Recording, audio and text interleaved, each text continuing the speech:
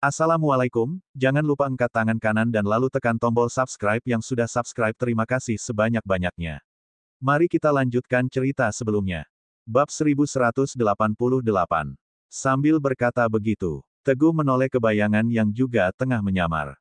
Bayangan mengerti dan segera keluar dari barisan, lantas berkata dengan lantang, "Saya pengawal pribadi kedua Raja Serigala, siap menerima tantangan Anda." Bagus, bagus. Saking kesalnya, wajah Richard sampai merah padam. Matanya yang seganas binatang buas memandang tajam ke arah Bayangan. "Baiklah, aku bakal melawanmu, tapi ingatlah air beriak tanda tak dalam." Jika Richard berhasil membuat Bayangan cacat, bahkan membunuhnya, perkataan Teguh hanya omong kosong. Dada Richard kembang kempis karena marah. Dia sudah membayangkan bagaimana akan menyiksa Bayangan sampai mati. Oleh karena itu, dia memperingatkan terlebih dahulu. Hehe, Bayangan menyeringai tanpa bicara. Giginya yang putih bersih tampak berkilau di bawah terik matahari. Wus, wus. Kemudian, keduanya mulai membentuk kuda-kuda. Richard berdiri 5 meter dari Bayangan. Bergerak maju mundur menyesuaikan posisinya. Sementara itu, Bayangan, dia hanya diam di tempat dengan ekspresi malas, seolah tak menganggap sebagai pertempuran yang mempertaruhkan kehormatan pasukan serigala Serenara. Ini tak lebih dari sekadar permainan. Dua orang yang berlawanan, satu tinggi besar dan satunya kecil kurus, terlihat sangat mencolok. Di bawah sinar matahari, bayangan keduanya tampak memanjang. Wus! Tiba-tiba Richard bergerak. Dia menyerang dengan penuh semangat, dalam sekejap Richard sudah 1 meter di depan Bayangan. Dia mengepalkan tinjunya yang sebesar baskom dan langsung menghantam wajah Bayangan. Wus! Tepat saat tinjunya mendekat, Bayangan tiba-tiba bergerak. Tubuhnya sedikit condong ke belakang. Bak cakar naga, tangan kanannya dengan tepat meraih tinju Richard, lalu menariknya ke belakang dengan kuat. Richard sontak hilang keseimbangan karena tak kuat untuk melawan, akhirnya dia terdorong ke depan. Bayangan menendang pantatnya. Bruk! Dalam sekejap, Richard langsung tersungkur di tanah, hanya dalam 1 ronde, Bayangan sudah mengalahkan Richard dengan mudah. Wah! Richard bangkit dengan perasaan marah bercampur malu, bersiap untuk menyerang lagi.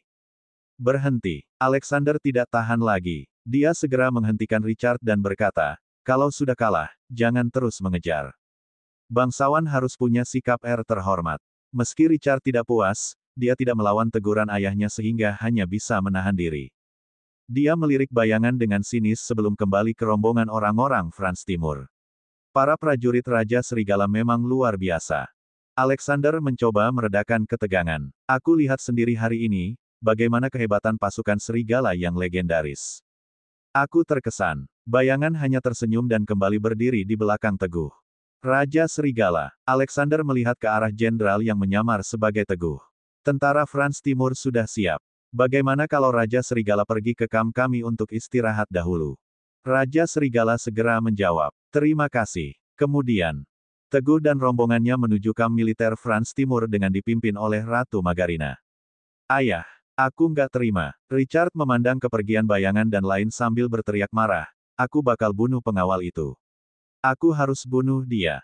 Bab 1189. Richard adalah pemimpin pasukan kavaleri kematian. Namun, hari ini dia malah mempermalukan diri di depan umum. Ini pasti akan menjadikannya sebagai bahan tertawaan dan aib Frans Timur. Aib ini baru akan terhapus jika dia berhasil membunuh Bayangan. Cukup. Alexander mendengus sambil mengerutkan kening.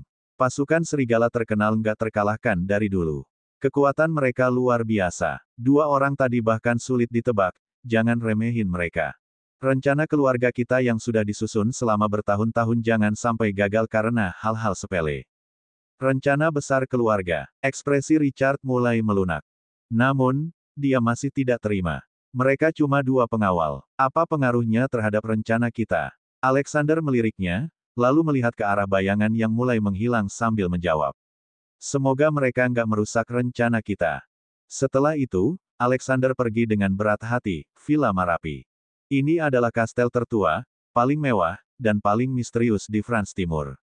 Begitu Alexander kembali, dia bergegas masuk ke kastel dan membungkuk di depan ruangan rahasia. "Tetua, Alexander ingin bertemu, masuklah."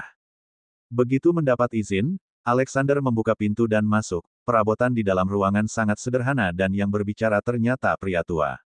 Dia tampak pendek, Rambutnya putih, janggutnya lebat dengan warna yang sama, hidungnya besar dan merah, terlihat sangat aneh. Dia adalah tetua keluarga Alexander, Lloyd, tetua. Saya baru saja bertemu pasukan serigala dari Serenara. Dengan wajah muram, Alexander melapor. Raja Serigala terlihat mengesankan, tapi dia nggak bertindak. Jadi, kita nggak tahu seberapa kuat dia sebenarnya. Tapi Richard sempat bertarung sama pengawal pribadi kedua Raja Serigala. Dia langsung kalah telak dalam sekali pukul. Di atasnya masih ada pengawal pribadi utama. Tatapannya tajam, terlihat jauh lebih kuat. Dari sini kita bisa lihat, pasukan Serigala Serenara memang luar biasa. Itu bukan isapan jempol belaka.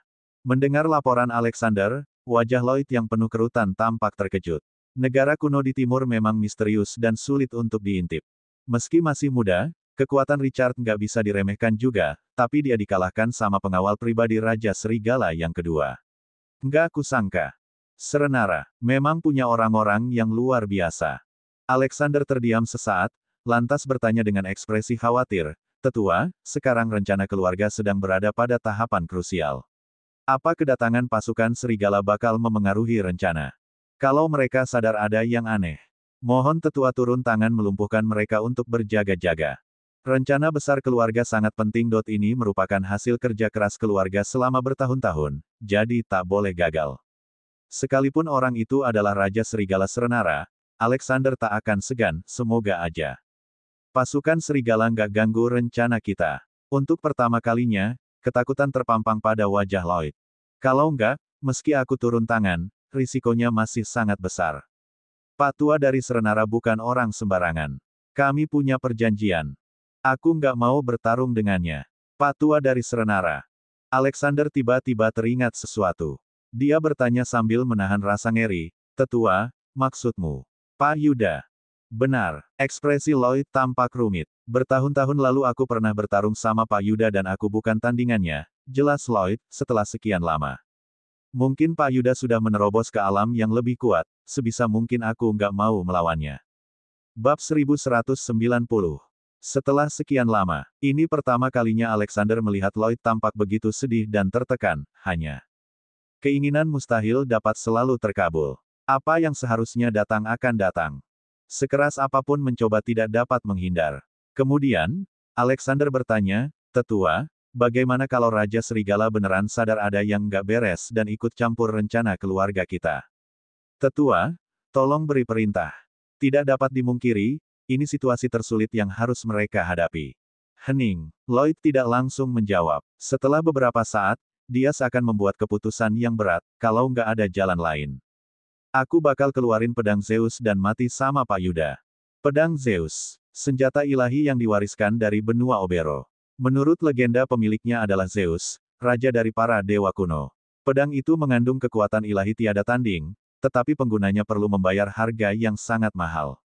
Alexander sangat cemas dan sedih, "Tetua, apa ini jalan satu-satunya?" Lloyd sudah tua.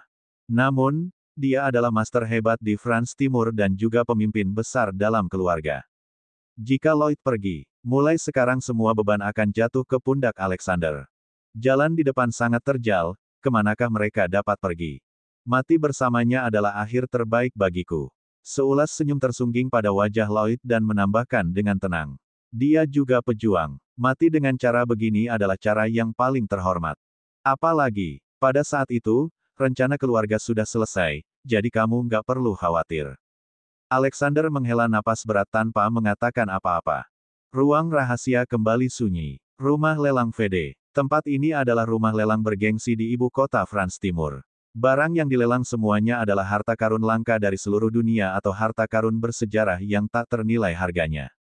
Para konglomerat dari seluruh dunia berbondong-bondong untuk berburu harta karun. Saat ini adalah musim puncak sepanjang tahun. Setelah teguh mengatur urusan di kamp militer, dia mengajak bayangan serta beberapa master kuat untuk pergi sambil menyamar. Di seberang rumah lelang terdapat pemandian air panas bernama Godora. Suasananya hangat pada musim hujan dan sejuk saat musim kemarau sehingga sangat digemari para turis. Pak Yuda berada di pemandian air panas Godora. Teguh mengikuti petunjuk darinya dan setibanya di depan pintu, dia memerintahkan. "Bayangan, pergi ke resepsionis dulu dan pesan beberapa kamar. Aku mau bicara sama guru." Bayangan siap menjalankan perintah, oke, Kak Teguh, biar kulakuin sekarang juga. Setelah itu, bayangan bersama rombongannya. Sementara itu, Teguh membuka pintu dan masuk. Pak Yuda mengerutkan kening sambil melirik Teguh, lalu menyapa. Teguh, kamu datang. Aku datang atas perintah Guru. Teguh tersenyum cerah. Dia menatap Pak Yuda dengan mata yang membara. Guru, bahan obatnya beneran sudah ketemu? Tanya Teguh dengan nada gelisah. Pak Yuda mengangguk. Sudah, di rumah lelang seberang jalan bakal diadain lelang bahan obat yang paling benar dan membara. Paling benar, paling membara. Dengan dua sifat ini, selain memulihkan lukanya, Teguh juga bisa memenuhi syarat untuk berlatih kultivasi keluarga Sabel yang kuat. Ini tentu saja berita yang menggembirakan. Guru, aku mengerti. Usai menjawab, Teguh segera menelepon Kelly. Tukar seluruh modal grup Bumi Langit ke mata uang Frans Timur dan kirim semua ke rekeningku. Makin banyak makin baik. Lebih cepat lebih baik. Aku lagi buru-buru. Dari ujung panggilan telepon, Kelly menjawab. Baik, segera saya atur. Sudah. Pak Yuda bertanya santai setelah Teguh menutup telepon. Tanpa menunggu jawaban, dia meraih pergelangan tangannya dan berkata, aku mau lihat bagaimana kondisi tubuhmu. Teguh langsung menenangkan diri, setelah Pak Yuda merasakan keadaan tubuh Teguh, dia mengerutkan kening. Situasi dalam tubuh Teguh sangat buruk, selama operasi untuk menyelamatkan Dewa Perang Pertama dan Kilayanwari, terutama ketika melompat dari helikopter, Teguh tidak punya pilihan selain menggunakan energi Ki dalam tubuhnya. Hal ini memicu peningkatan laju energi Ki, saat ini. Bab 1191. Energi Ki dalam tubuh Teguh sudah hampir terkuras. Terkurasnya energi Ki ini jauh lebih cepat dari dugaan Pak Yuda. Guru, melihat wajahnya yang muram, Teguh memanggil dengan lembut, masih aman. Setelah mendengar suara Teguh, Pak Yuda pura-pura tenang. Meski kamu kehilangan banyak kekuatan belakangan ini, aku masih bisa stabilkan untuk sementara pakai metode rahasia. Asal kamu bisa bertahan sampai dapat obat paling benar dan paling membara, semuanya bakal baik-baik aja. Teguh merasa lega setelah mendengarnya. Kemudian, Pak Yuda mulai mempraktikkan metode rahasia yang sangat mendalam untuk menyalurkan kekuatan dirinya menuju 8 meridian luar biasa Teguh untuk membantu tubuhnya stabil sementara. Proses ini membuat wajah Pak Yuda pucat hingga dia mengerang. Pada saat yang sama tenggorokannya terasa asin dan dia hampir muntah darah. Metode rahasia ini merusak energi Ki miliknya dan menyebabkan kerugian yang tidak terukur. Pak Yuda tidak ingin Teguh khawatir, jadi dia sengaja berpura-pura seolah dirinya baik-baik saja. Beruntung dia dapat bereaksi tepat waktu dan menelan darahnya kembali. Namun, guncangan hebat pada Ki dan darah dalam tubuhnya tidak dapat mereda begitu saja, Guru. Teguh menyadari ada yang tidak beres dan segera berseru, Guru kenapa? Ada yang salah. Andai Pak Yuda terluka akibat mengobatinya, Teguh tidak akan memaafkan diri, nggak apa-apa. Pak Yuda menggelengkan kepala. Hanya, Teguh kelelahan dan kelemahan terpampang jelas pada wajah Pak Yuda. Berbanding terbalik dengan wajahnya yang merona penuh semangat. Guru menyembunyikan sesuatu dari Teguh. Guru, beneran nggak apa-apa. Teguh memandang gurunya penuh rasa curiga dan bersiap mengambil tindakan. Biar ku bantu periksa. Kring. Pada saat yang sama, Teguh berdering menerima telepon dari bayangan. Teguh pun mengesampingkan urusannya dan menjawab telepon terlebih dahulu. Kak Teguh, gawat. Setelah menekan tombol jawab, suara cemas bayangan terdengar dari seberang panggilan. Buruan pergi ke pemandian air panas blok B3-2. Cepat. Teguh seketika merinding mendengar kata-katanya, jadi dia menjawab. Tunggu, aku ke sana sekarang juga. Panggilan telepon ditutup. Guru, terjadi sesuatu sama bayangan dan yang lain. Aku mau lihat ke sana dulu, terus nanti ke sini lagi abis masalahnya beres, jelas Teguh. Pak Yuda mengangguk sambil melambaikan tangan. Teguh buru-buru berlari keluar. Huek, tepat setelah Teguh pergi, Pak Yuda tidak bisa menahan dan memuntahkan darah segar ke lantai. Penampakannya sangat mencolok. Wajahnya juga menjadi sangat pucat, hah. Pak Yuda bermeditasi sejenak. Setelah menenangkan Ki dan darah yang bergejolak, dia melihat arah di kejauhan dengan rasa takut yang terlintas pada matanya. Semoga Patua dari Frans Timur sudah pergi, kalau enggak. Mengingat keadaanku sekarang, kemungkinan besar aku bukan tandingannya. Bisa gawat, lalu. Pak Yuda memejamkan mata perlahan dan mulai mengatur napas. Di blok B3-2. Tempat ini adalah sumber air panas pribadi, uapnya mengepul tebal. Dipadukan dengan keindahan pemandangan khas Frans Timur yang eksotis menimbulkan perasaan tenang dan bahagia. Setelah Teguh masuk, dia segera mendapati bayangan. Dia berbaring telentang pada mata air dan tubuhnya yang ditutupi selimut yang kelihatan agak mengembung. Teguh jadi agak terkejut, dia. Apa yang terjadi padanya? Bayangan. Melihat tidak terjadi pertumpahan darah, Teguh merasa jauh lebih lega dan langkah kakinya melambat. Lagi apa kamu? Tanya Teguh sambil tertawa, terus. Bukannya kamu bilang gawat. Ada masalah apa? Bayangan tertawa lemah. Dia mengamati sekeliling dan menarik selimutnya setelah memastikan keadaan aman. Teguh tidak mengerti, tetapi dia tetap memperhatikan dengan saksama. Begitu melihatnya, dia langsung tercengang. Di balik selimut terdapat wanita yang berbaring di pangkuan bayangan. Bab 1192. Dia adalah wanita barat yang sangat cantik. Rambutnya panjang dan pirang, halus dan berkilau bagai sutra. Lebih indah dari bintang iklan sampo pada televisi. Matanya cekung dan jernih seperti batu akik berwarna biru. Dengan matanya jernih, dia terlihat seperti lukisan cat minyak. Kulitnya putih dan bersih, lembut dan halus tanpa celah, memikat siapapun yang memandangnya. Tubuhnya ramping dan lekukan tubuhnya sempurna. Saat berdiri dia pasti akan terlihat seperti bidadari yang turun dari langit. Wanita tercantik di antara yang paling cantik, wanita itu sebenarnya adalah Tuan Putri. Sepanjang perjalanan Teguh memikirkan bermacam kemungkinan masalah yang mungkin akan dihadapi. Namun, tak satu pun dugaannya mengarah ke sini. Bayangan, anak ini, dia biasanya pendiam, tetapi siapa sangka setibanya di Frans Timur, dia memulai perjalanan cinta. Lumayan juga kemampuannya. Bisa menawan hati wanita secantik ini sungguh pencapaian tertinggi bagi pria. Bayangan benar-benar menang besar. Teguh menarik pandangannya dan menatap bayangan sambil bertanya dengan kebingungan, Bayangan, ini yang kamu bilang masalah besar. Kamu punya masalah di ranjang. Masalah di ranjang apanya? Bayangan melirik wanita cantik di pangkuannya dan menjelaskan sambil tertawa kecut. Kak Teguh salah paham. Kami nggak lakuin hal semacam itu. Teguh terkekeh dan tidak berkomentar. Namun, dalam hati dia percaya. Dia kenal sifat bayangan. Pria itu adalah pejuang tangguh luar dan dalam. Saat bertemu wanita yang sejalan dengannya, mungkin dia hanya akan menganggapnya sebagai saudara seperjuangan. Kalau suatu hari dia jatuh cinta, mungkin perlu dilihat apa matahari terbit dari barat. Tadi waktu aku di pemandian air panas dan melepas celana, tiba-tiba wanita ini menyerbu masuk dengan panik. Bayangan lanjut menjelaskan dengan canggung. Sebelum aku sempat tanya ada apa. Tahu-tahu aku dengar teriakan prajurit yang mengejar dari luar.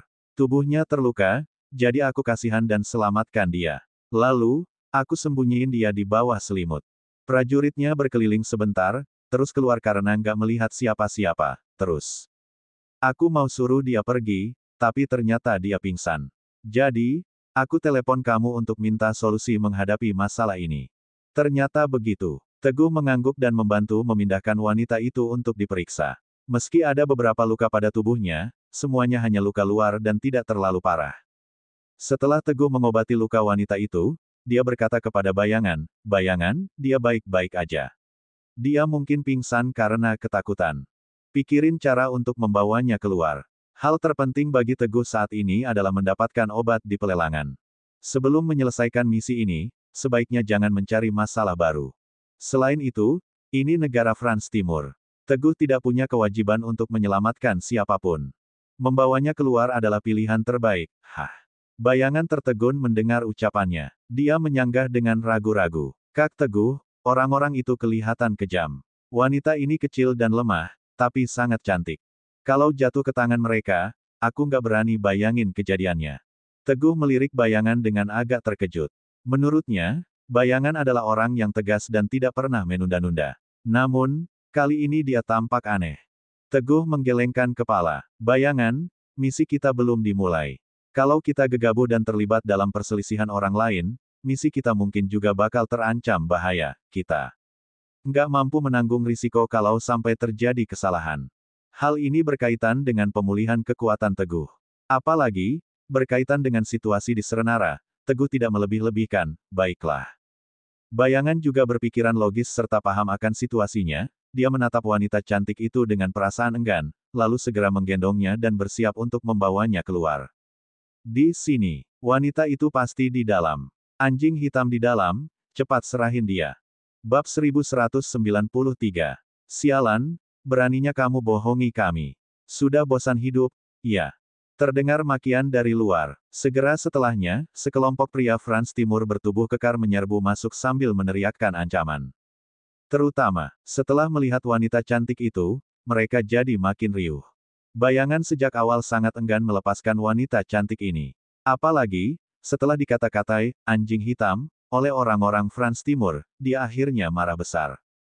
Kulitnya memang gelap, tetapi hanya Teguh yang boleh menyebutnya hitam. Orang lain tidak boleh. Serahin wanita sialan itu. Bayangan memelototi para pria kekar dan berseru, aku nggak bakal serahin dia. Maju dan bunuh aku kalau bisa. Teguh tercengang melihat tatapan mematikan pria itu.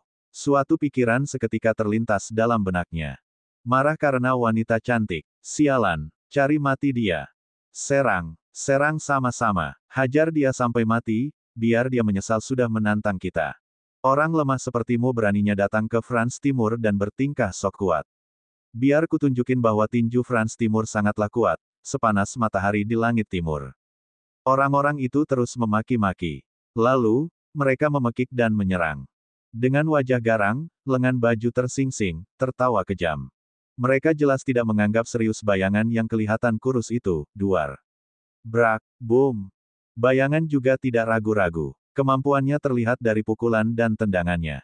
Dalam waktu kurang dari setengah menit, para pria kekar itu sudah terkapar di lantai. Mereka semua meringis dan merintih kesakitan. Ah, pinggangku. Abis sudah. Mereka yang awalnya sangat sombong kini tampak menyedihkan.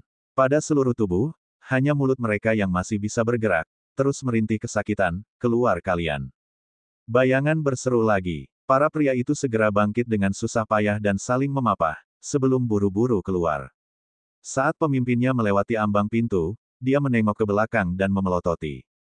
Bayangan dengan tampang ganas, lalu bersama anak buahnya menghilang dari pandangan. Teguh juga tercengang, dia telah mengenal bayangan lama.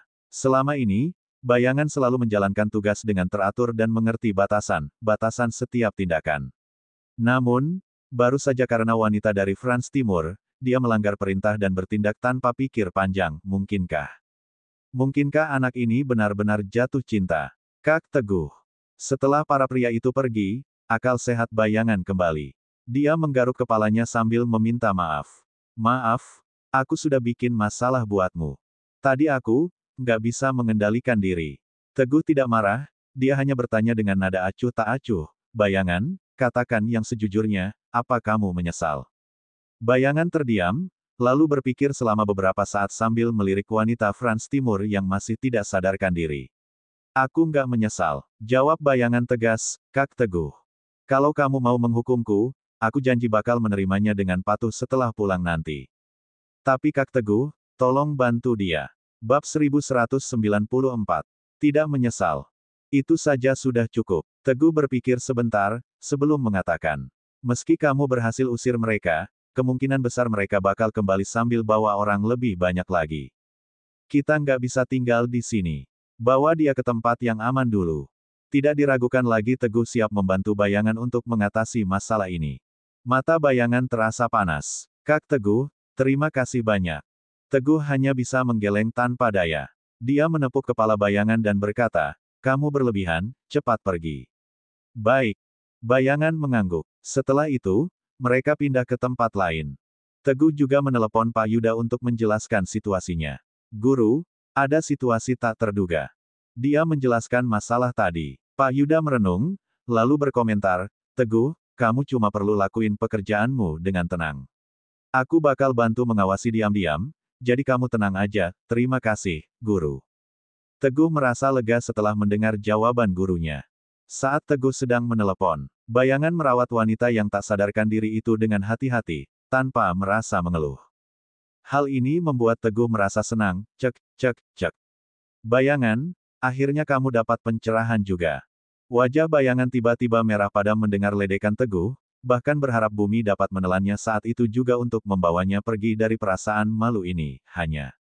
Dia hampir tidak pernah membantah kata-kata Teguh. Kamu itu, saat bayangan berkata bahwa dia tidak menyesal, Teguh punya dugaan kuat dalam hati sehingga tidak kaget mendapati perkembangan saat ini. Dia hanya tidak bisa menahan diri untuk menggodanya sambil tertawa lepas. Sementara itu, bayangan tetap merawat wanita itu di sampingnya. Apa boleh buat? Teguh berhenti bicara dan langsung kembali ke kamarnya, kering. Begitu memasuki kamar, dia menerima panggilan telepon.